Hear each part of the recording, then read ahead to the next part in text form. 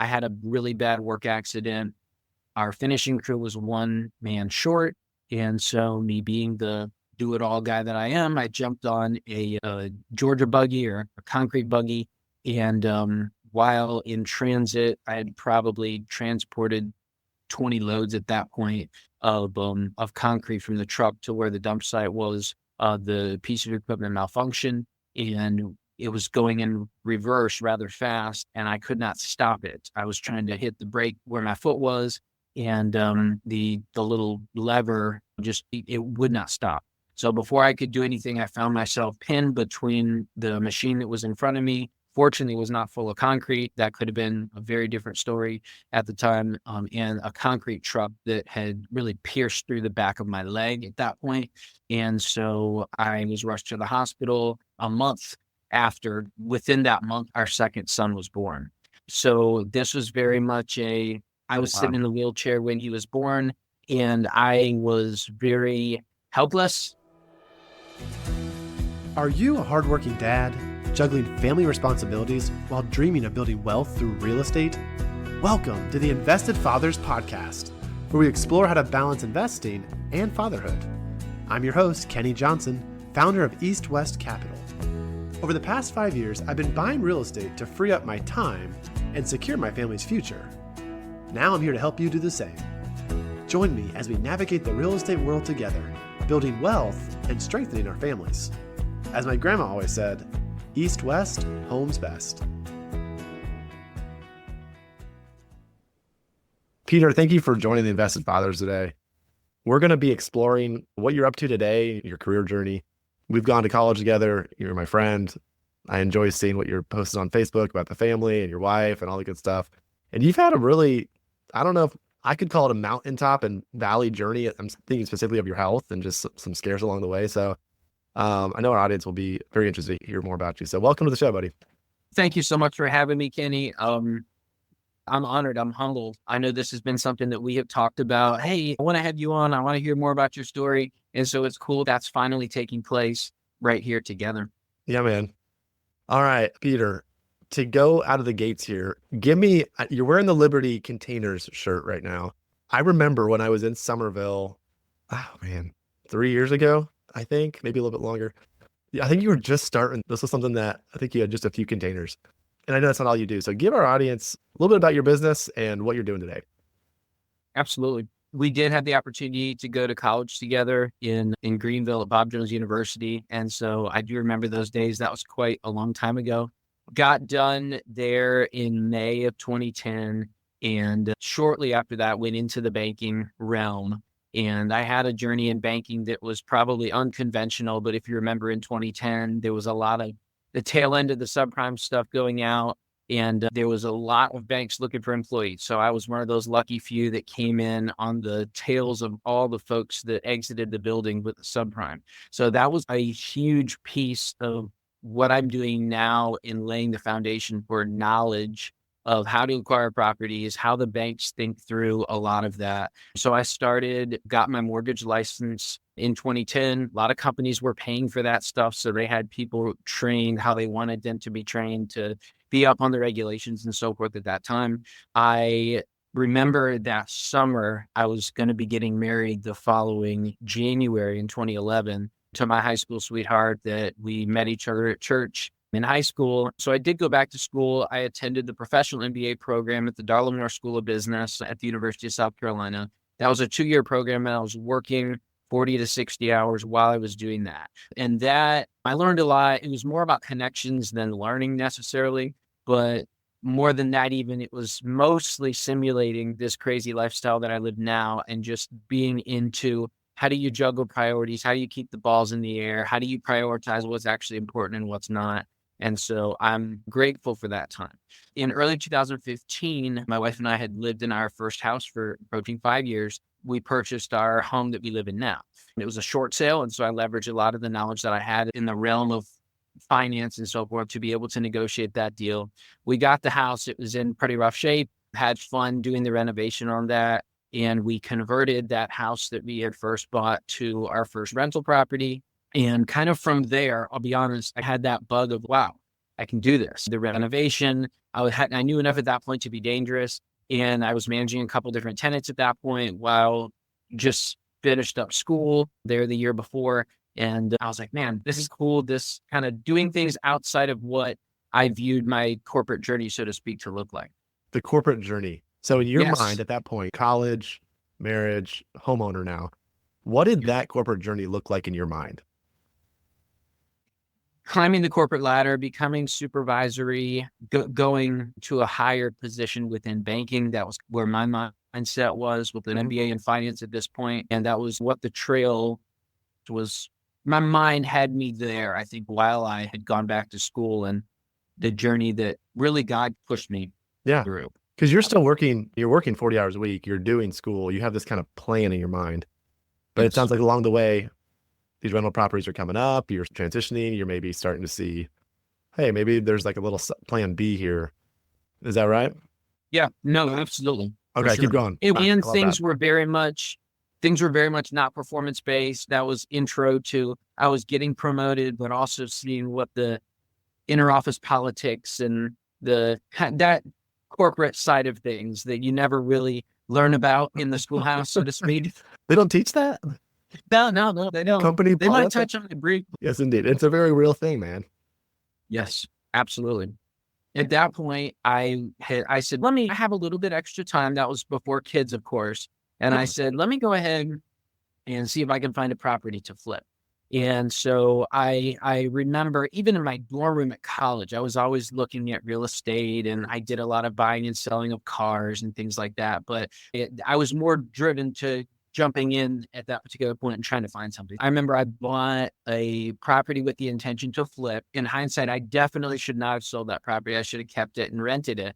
But it was a good learning experience. It was a light touch flip. And that was the first one that I did. And I started doing more and more. It became very obvious to me that it was not going to be lending to what I was going to do long term. I was spending the majority of my time, like I remember my days looked like this. They was very similar to when I was trying to go to school full time and work full time.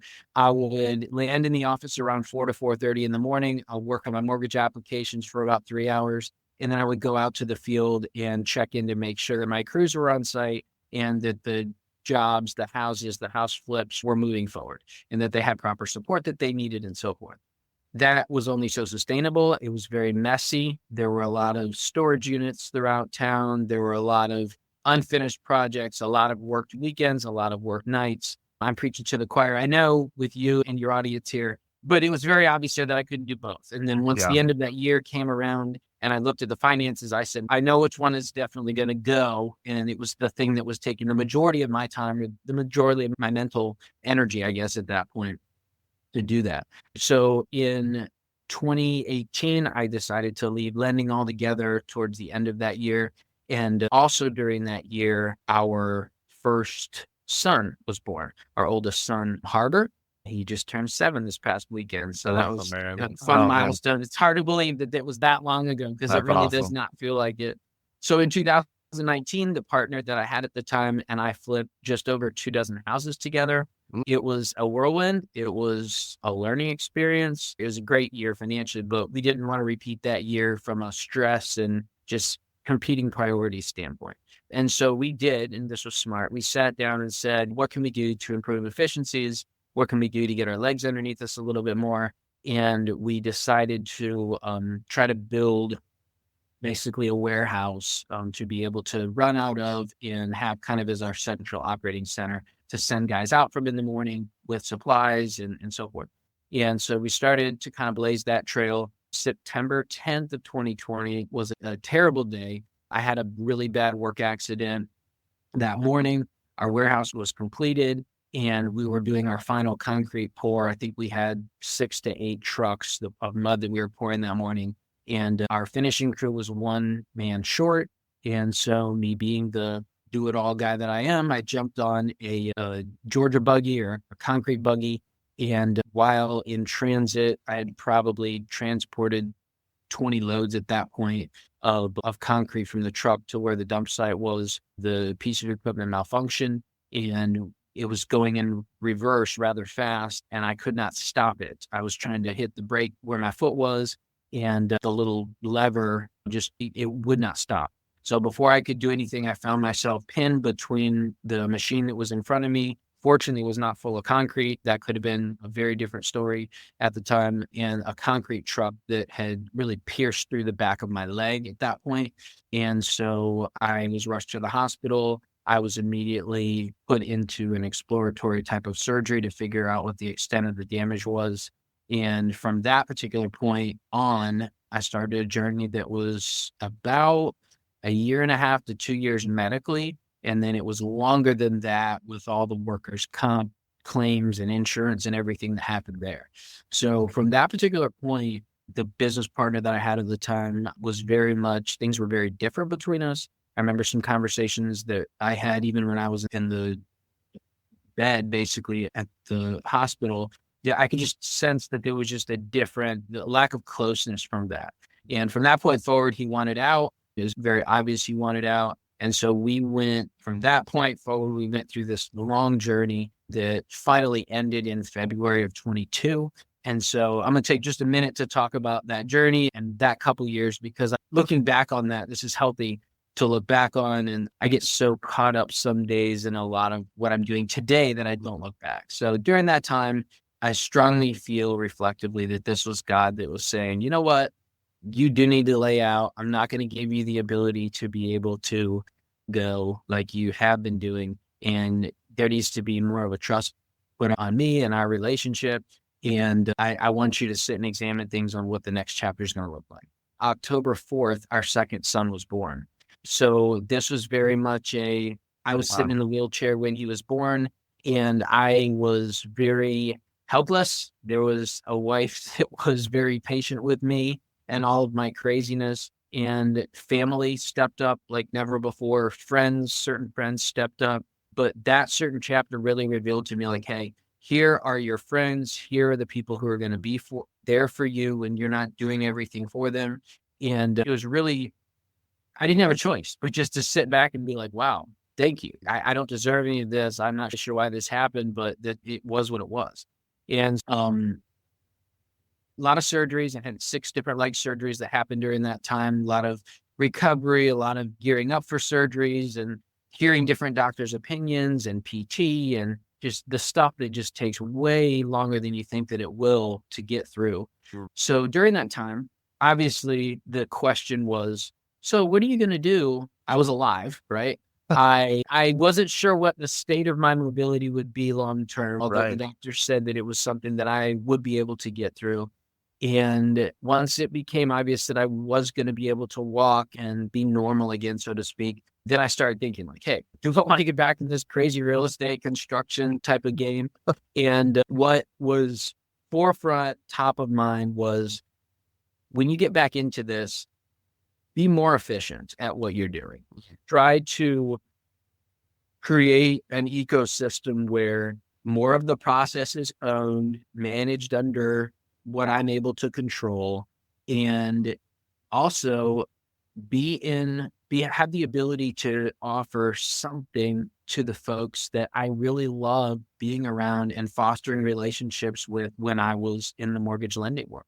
And so what that was and what it turned out to be was a buddy of mine that I had known for a few years. He was a firefighter and part-time. He was in my ear and he said, man, have you ever thought about doing anything with dumpsters? And I said, oh my goodness, no.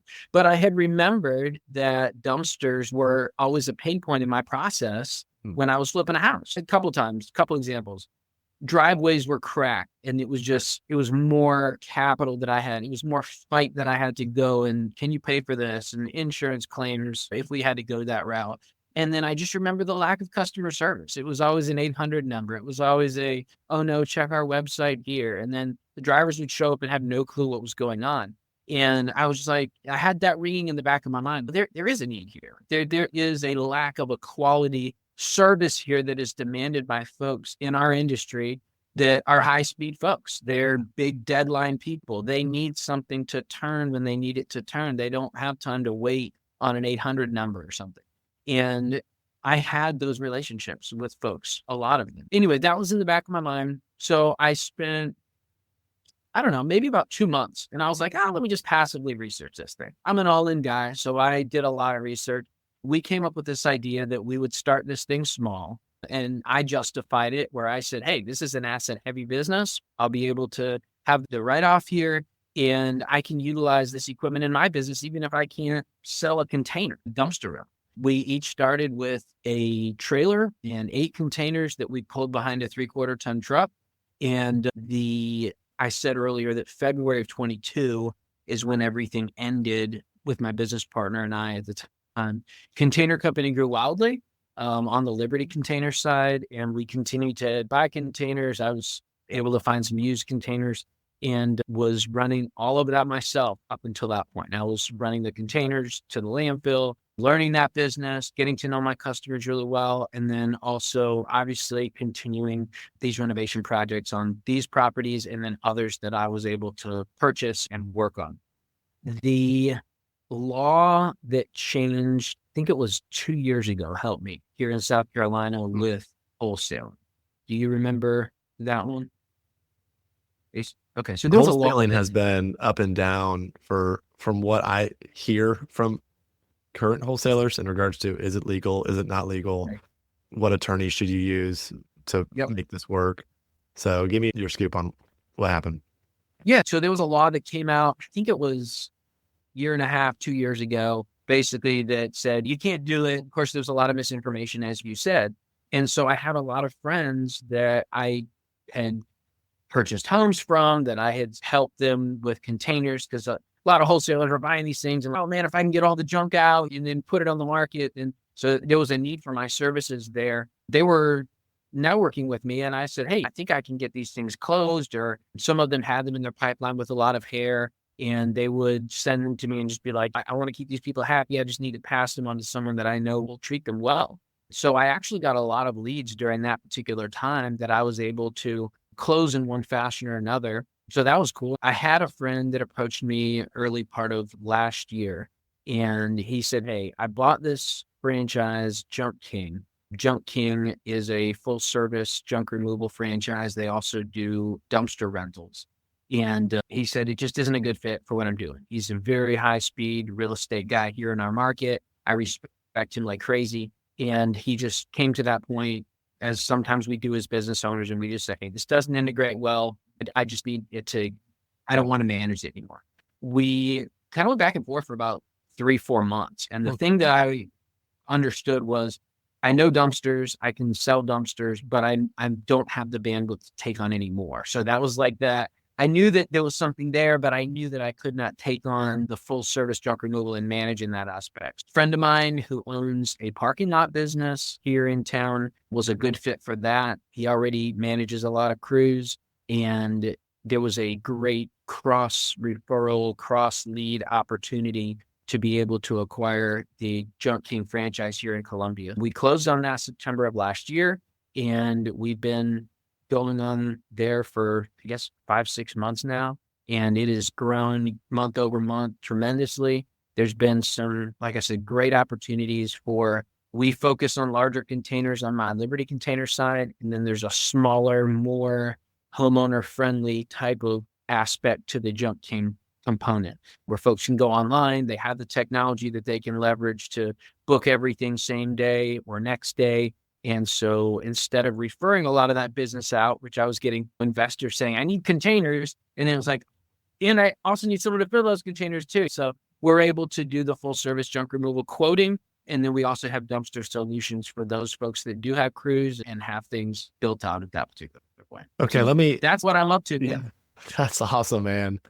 No, that's quite a full journey. I'm trying to understand, and you've given our audience sort of how you're wired in light of you were busy. I mean, and not necessarily negatively, just wanting to get up early, meet your coworker here at our partner at 6 o'clock in the morning at Lowe's. I mean, you start early, like, why wait? Where I want to go now is, you mentioned the kids at home, and your second son was born while you were in the hospital, that low point, and you've been reborn in a way. You were down. I could see it in your face when you were describing the recovery time for these things. That wasn't just I put on a movie and, I end the movie, everything's fine. It seems like a lot, and that's not your normal thing, is to sit and wait. So thank you for sharing all that. And I want to ask, as you are sitting here today and your kids are 7 years old, your first one, Harbor, and I guess your second one is maybe 5. Is that right? He's 4, and I didn't mention his name is Charleston. We call him Charlie. Charlie, yeah. Yeah. So Charlie's 4. The relationship at home, the relationship with your wife. That's something that I feel like is something we don't talk a lot about in our circles. Everything we talked about business wise, I'd say is very common to share those things, networking and hey, what's your workload? But I want to create this culture through this audience of listeners of, hey, what have been the struggles? What have been the rewards? What excites you about being a dad or investing in your family? So give me some of the maybe highs and lows of what's it like at home right now. Yeah. First and foremost, I have the absolute best wife and most supportive person that is very patient as my best friend doing this thing called life next to me. And I'm incredibly thankful for her. The last few years have been incredibly turbulent. There's been other things that have happened that I didn't mention, just family things, church things, other things completely outside of our control. But what the net take from all that has been is I've got someone next to me that is right there, supportive, patient. And through those trials of life, we grow much stronger to each other, to God, to those around us that are on that same mission.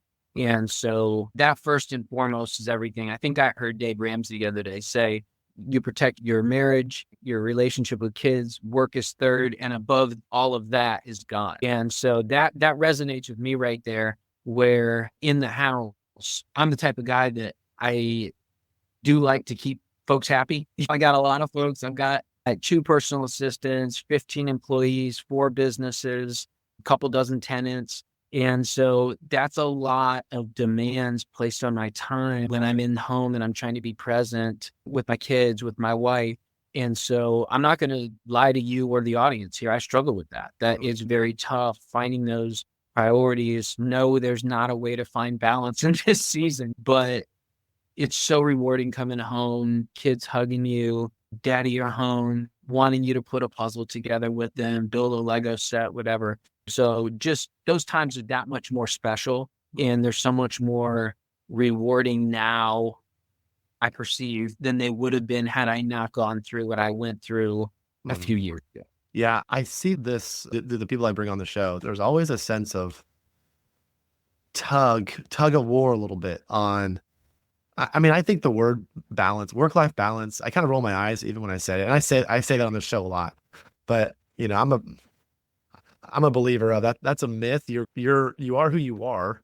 You're not stopping being a dad. You're not half dad, half worker. And so who you are as a father is who you are on the workplace. I've known other business owners who I would maybe say the same thing is, hey, I care a lot about my employees. These people are important to me. You rattled off the relationships, kind of like your inner circle, maybe the next inner circle, and how it is a struggle. So maybe what I could ask to help know your mindset, what does the future look like? Maybe the next like three years, is there a hope to say, I'm going to maybe offload something or hire a team? What are some thoughts of the next maybe stage for you that you're excited about or gearing toward? Sure. So business-wise, and it's a similar point really that we were at with the flipping company when we hit 2020. And it was just like, well, we've seen the volume of business. We are able to fulfill. We have employees that are trained up and know what they're doing. How can we make this more efficient? Whether that's Efficiency, better tools, maybe less bodies, or more bodies, more tools, more volume. Just looking at all of that. So there's a constant critique going on there. I'm like, within the last 48 hours, I've made some big decisions. We are going to be basically selling off all of our trucks and containers for both businesses. And we're going to be transitioning to one central platform within the dumpster world. And on the franchise side, it's been a challenge getting the approvals there, but we are trending well there, and they respect the experience that I have locally and how I've networked and so forth. So I'm looking forward to, again, efficiencies. So we'll have trucks that can run both businesses, same style of containers. Right now, we're running not necessarily a hodgepodge, but we're running systems that don't integrate with each other. And so if one truck goes down, we're waiting, and we have to depend on other companies. And that's not a way to build a business. So efficiencies, long story short, is what we're chasing there. People, I can't say that loud enough. People, if you have the right people on your side that are doing what they say and telling you legitimately upfront what they're capable of doing, that goes a long way as well. Like you figure out what that looks like and what it's not when you're interviewing folks and then whenever performance happens. So having the right people, and once you get the folks in, just loving on them, and that culture right there goes so far with folks. And that's what we're about. I mentioned that we have a lot of businesses under this roof, and that is something that I'm humbled every time I come in here, usually before the sun comes up every day, just to think, man, I've got these folks that I get to do life with under this roof that are dependent on the identity of their small business in this community that they built, getting the right people in the right seats and getting things as efficient as possible. If that answers your question. Yeah. Yeah. Like I said earlier, maybe even before we hit record, this message of efficiency, simplification, time, you mentioned the time element of your life and how important that time is. And that continues to be a message that I reteach myself. It doesn't matter what age you are, whether you're in your 20s or your 80s, we all have the same. I have 24 hours, you have 24 hours. And I feel like the people that are younger are feeling, you know what, I can work sun up to sundown. I can do whatever. I'm that invincible mindset. But as the kids come and the marriage maybe erodes something, you start really protecting your time more. So in light of the efficiency's sake of, like you said, the partners you're taking on, how you want to grow your business, you're not looking just to make a buck. You're looking for some relationships, some deed. Hey, we want to make this thing work so we don't have to reset this stuff. In light of time being so important, has there been rather, again, a failure or a breakthrough of, oh, I can do this on the personal side of life, and that gives me the returns that I'm looking for? Yeah. I think it's going to revolve, like my answer there is going to revolve around people. And for a very long time, and I still fight this every day, I was the type of person I'm the one with this relationship. I'm the one that needs to fulfill. I'm the one that needs to be doing this work. And so as I've gotten people around me, especially the first assistant that I hired, she's very honest with me and saying, hey, you shouldn't be doing this right now. Or please respect me when I say, she says that, please respect you when I say. And I do, because she's no, I can do that. I can have someone else do that. And so that's very humbling to hear, but also reflectively, usually after that interaction, I'm like, she's right. Why have I been so proud to not give that up or to pass that duty, responsibility, relationship, task even on? And so that'll help a lot with efficiencies, and it'll also help with the growth of those employees as well. Going to the house side of things, really the same type of things apply when you're parenting. When you have our 7-year-old, very smart, he understands what's going on now a lot more. And so when you're like, all right, buddy, that's your responsibility now, it's so cool watching that little enlightened mind, like, okay, I got this. So it's been fun to see that across both. Yeah. I like to ask this question usually toward the end. Best part about being a dad right now? Recent story, I don't know, fun moment, memory that you can reflect and just share a feel-good moment with the audience, with me. Yeah, it's going to have to be the times we get to make memories. There's a lot of times, just being honest, that I'm there, but I'm not. Just mentally, I've got a lot kind of coming off of a busy day. And the times that it even happened to me last night where I got home and my youngest is incredibly tired, and he just came over and just gave me a hug and wouldn't let me go. And I just looked over at my wife and I was just like, wow, this is happening. This doesn't happen very often, but this is great. I'm going to soak it in. Oh. And then just the times that we get to go off, and with the birthday party we had for my son this past weekend, and just short little trips. We can't go for long anymore just because of the age of the kids and also all the responsibilities, but just spending that time and the closeness there, watching them face little fears and overcome those fears is fun. Just to go a little further there, what's a fear? Not to put anyone in a bad light, but what are some of the things that you're experiencing right now that are hurdles for your kids that you're helping them with? So we took our oldest middle of the week last week up to Great Wolf Lodge, and Oh he yeah. has a big thing about fears, about heights, with fears with heights. Yes. And so climbing stairs on up to a slide and doing things like once you get there, oh man, it's the best thing ever. But while you're sitting there with that tense build up type Right. feeling, oh, I'm not going to do this. I'm ready to go back down, and just talking through, hey, I understand you're scared and that kind of thing. So those are more of the fears that go on there, even in the early ages that they're in, seeing the fears of peer pressure to a very small degree. I don't want to see this person. So just talking through gives a great discipling opportunity, parenting opportunity to talk through relationships at a higher level, and how everybody has little fears like that. It's not just you, and how God gives us the strength to overcome those things and all that. That's awesome, man. I had on a guest last week, maybe 2 weeks ago, and he mentioned how the 8 to 10 year mark sort of defines like who this person's going to be. Like at that point, they've either experienced enough nature and nurture to say, this is who this guy is. Of course, he has to keep, if you're training your child in certain ways, you have to keep doing that. You don't just stop. And he has to decide for himself certain things as well. But just that importance of those formative years. And I love the stories that you shared in that way of them seeing you. And another huge lesson that I continue to, again, teach myself is these kids, the lessons are caught, they are not taught. So what they see is more important than what you say. And I love that story of your younger son just hugging you somewhat randomly, and that affinity there. Peter, thanks for your time today, man. Just wrapping up, I want to give you the opportunity to, if any of our listeners are in Irmo, or it seems like you're very well networked in the area, give us how our listeners can keep up with you or follow you. If there's things that you're putting out, what is the best way to keep track of what Peter Shvetz is up to? Sure.